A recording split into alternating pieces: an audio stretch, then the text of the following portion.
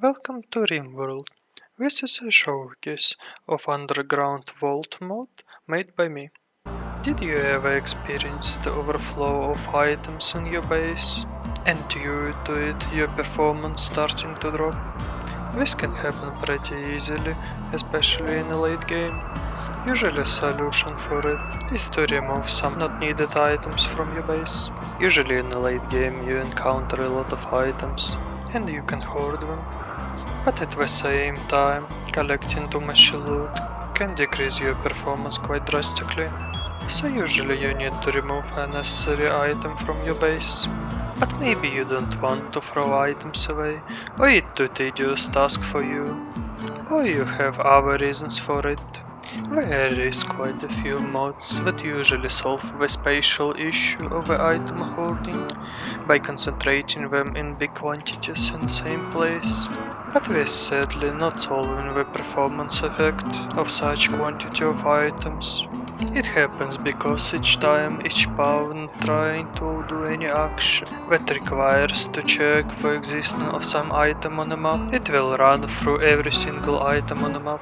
Eventually, with increased amount of items on the map, it's no longer able to run through them all in a single tick, causing lag spikes. But what if there is a mod that allows you to make infinite long-term storage that takes barely any space on your base, while affecting performance as much as average shelf? This is an underground vault. It consists of two buildings, the vault itself and the terminal. The vault itself located deep underground, but you can see the access hatch that leading towards it. Due to that, destruction of the vault itself from outside is highly unlikely, and the location of items inside the vault deep underground prevents them from spoiling and from being noticed by raiders. If you need to remove the vault from the map, you can detonate it from inside, but it also will destroy all items inside of it. Now let's talk about a vault terminal. Alternatively, you can call it a vault access panel. It allows you to interact with a vault that's located under it. When you build a vault terminal, it creates the vault right under it right away. But if terminal is destroyed, then you can rebuild the vault panel from the vault itself. This will allow you to continue working with the same vault even if terminal was destroyed. You can compare terminal with a normal shelf. You have same button to adjust storage settings, which will decide what pawns will bring to the terminal, similar to how shelves or other storage works. As you can see, each slot of a terminal can store up to 3 items. This type of terminal can store up to 12 items on its surface. But now let's talk about actual interactions with Vault. Now let's use a button to store items inside the Vault. You can select which item you want to store.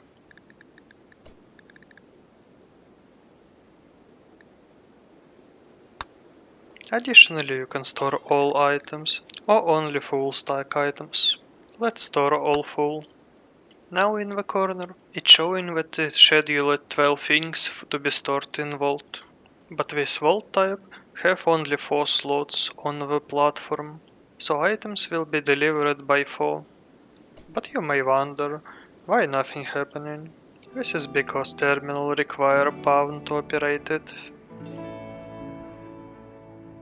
Now you can see in the corner that it's showing the time till the platform will deliver items to the vault. It takes quite a bit of time for the balance reasoning, and additionally it scales up with the vault size. Now we can see that items was delivered and it starts to deliver next 4 items. Now you can open window of content of a vault. Here will be displayed all items inside the vault right now. It's showing that 4 slots is used, 23 and 24 is total number of slots inside the vault. You can visualize all floors in the vault. It will show each floor, its level and amount of slots on each floor, including the slots that already been used. But what if you no longer want to put scheduled items inside the vault? Then you can press a button to clear the scheduled actions. It will ask you whenever you want to clear scheduled items to be stored in Vault or to be taken from Vault. As you can see, we no longer have 4 scheduled items anymore. Now you know how to store inside the Vault, but what else you can do? There is a button to take items from the Vault, but it will take only first item inside the Vault, which is not efficient if you have many types of items inside the Vault. Thus there is a different way. Open the Vault content window. You can select any item from here to be taken from Vault. You can select multiple by holding the mouse. You can also select only part of a stack. And now when operated, it will deliver an item from inside the Vault to the surface. It will take some time for platform to get to the surface.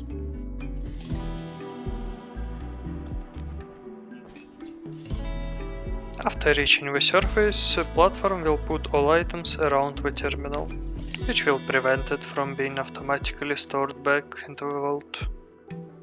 But storing each item manually each time is not needed. There is an option to auto-store item in the Vault.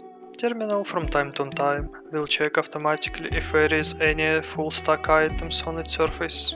It checks for items pretty rarely cause platform moving pretty slow, so there is no need to be fast, and at the same time it improves performance. Now let's talk about terminal upgrade system. Let's press the button install upgrade. There is different type of upgrades. Deep drill module allow you to add new floors to your vault by drilling deeper underground. Storage efficiency module allow you to increase level of the existing floors. The higher level of a floor, the more items you can store inside it. AI module allow you to ignore the requirements of Pawn to operate it.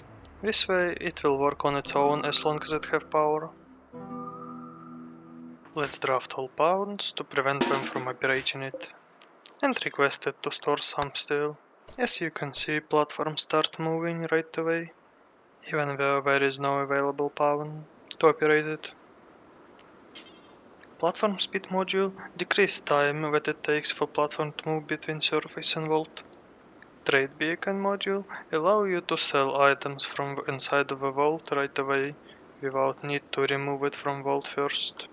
But keep in mind that this function is slightly experimental and some mods related to trading might affect its work. Now let's try to expand the vault using deep drill upgrade. Now you have a button to expand the vault. It's showing the amount of resources that required per one floor. You can see in the corner that it also takes time to expand the vault. It can take resources from surface terminal and vault itself. The current amount of floors was 23, and now we have a floor 24. All floors initially level 1. The more floors you have, the more time it will take to drill a new one. The more floors you have, the more time it will take for platform to move from surface to vault, due to the fact that shaft is vertical. Now let's look at that alternative to it. Let's install storage efficiency module. As you can see, right now all floors are level 1. Let's try to upgrade floor 0 to level 2. Press upgrade vault floor button and decide what floor to upgrade. It will show the amount of resources required for upgrade. Upgrading the vault floor takes some time too. As you can see, now it become level 2 and its capacity increased by 2 times, from 8 items to 16. But as you can see, you can't upgrade it to level 3 somehow. For that you would need to install another storage efficiency module. Let's install it without dev mode enabled. As you can see, it's showing as blueprint, like any normal building. Construction pawn will bring resources and construct it. And the upgrade itself will be nicely installed inside the platform. And now you have an option to upgrade floor 0 to level 3. Let's try it. But as you can see, it's saying that it doesn't have component. Due to it, the pawn will bring the component to the vault when needed. Floor capacity once again increased by 2. from 16 slots to 32. But what if you no longer need some module? You can uninstall upgrade by pressing this button. It works like normal deconstruction order. This was the basics of working with underground vault terminal. Now let's go slightly deeper inside the vault itself. What if you have a lot of items in the vault of different types, and you need to find the exact one? Then you can use the search bar. Just write the name of the item you're trying to find. If you want to get information on the item of same type, on its quantity for example, then you can group them. This way you can see type of the item and the total amount that you have. You can take only part of it if you want. What if you don't remember the name of the item? Then you can use the filters similar to the storage settings. You just pick the item type that you want to see.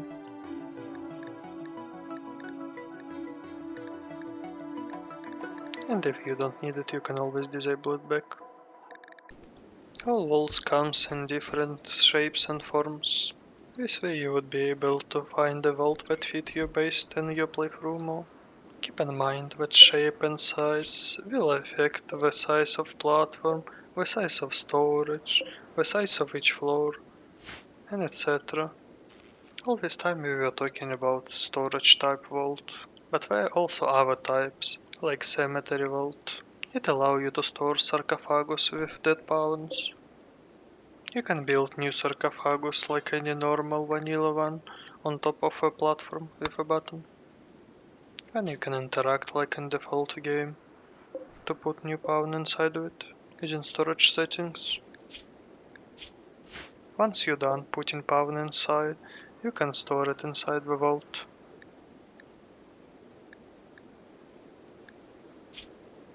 You can always take sarcophagus back to the surface if you need to.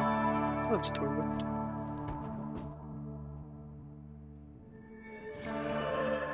Once it's done, it will appear on the terminal surface, ready to be interacted.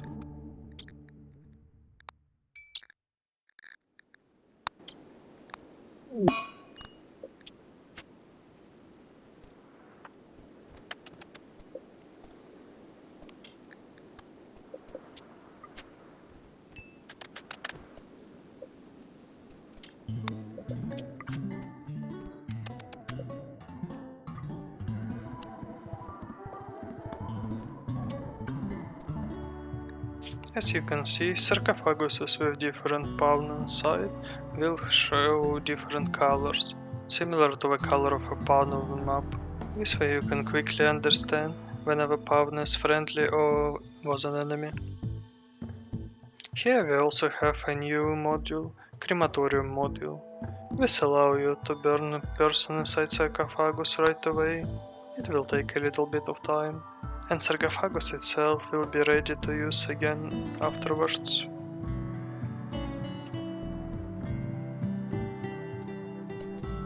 But if sarcophagus was made out of burnable material, then it's gonna be destroyed during cremation.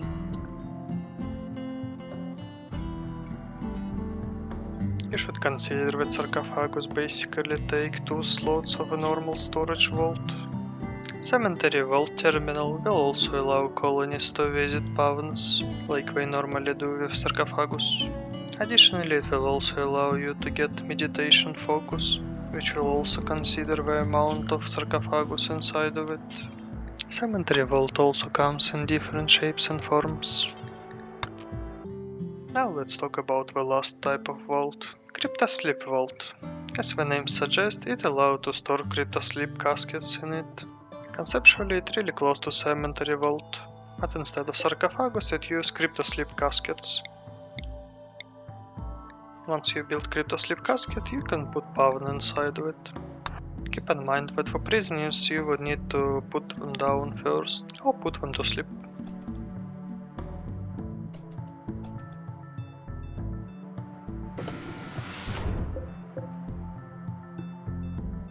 You can eject the sleeper if you don't need him inside right now.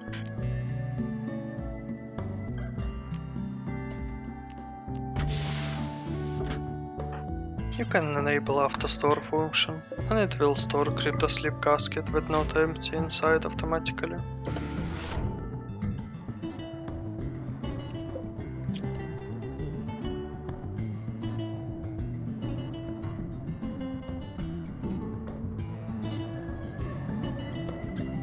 This way you can store as many pavnes as you want, while it take only a little bit of space. You can check the information about pavne inside, and about the casket itself. Cryptosleep Vault also comes in different shapes and form. So far we discussed only industrial era vaults, but there is also a version for medieval era. They pretty cheap in comparison and can be accessed pretty early. But they have downside that they have maximum 40 floors and working with them will be more slower. This way there is a cemetery and storage vaults. They also have upgrade system, but medieval version of it to fit the style. Now let's talk about the opposite, about Ultra L version. It costs quite a lot of resources, but it no longer affected by the speed of the platform, since it now got replaced by teleportation device. Additionally, it comes with integrated AI module right away. It also comes with a new upgrade module, teleportation efficiency module, increase the maximum amount of items that can be teleported at the same time, by default at 1. Now let's do a brief showcase. As you can see, it can teleport items pretty fast. With a teleportation efficiency module, it will teleport more items at the same time. But there is more to this vault. You can create sub-terminals anywhere on your base, and it will connect to this vault. You can take or store items from this vault using sub-terminals from any place on your map. Underground Vault also support Vanilla Achievements Expanded mod, if you like to using it. The main consideration of this mod was the performance. Underground Vault was intended to be the tool for long-term storage. Due to it, there is not that much automatization for item retrieval from the vault, adding a small layer for additional player management. It was never meant to replace vanilla storage, and was meant to work alongside with it. Item inside the vault doesn't add anything to the wealth of the colony, and additionally they doesn't have any tick, which means that items inside the vault will never spoil. Whenever it's unfair or abusable, it's up to the player to decide on how to use it. Performance-wise, one vault with terminal affects performance as much as one shelf or campfire. The vault itself can be extended virtually infinite if player wants to. Thanks for watching till the end, I hope you liked it. For more details you can visit the Steam Workshop page or ask some question in my Discord.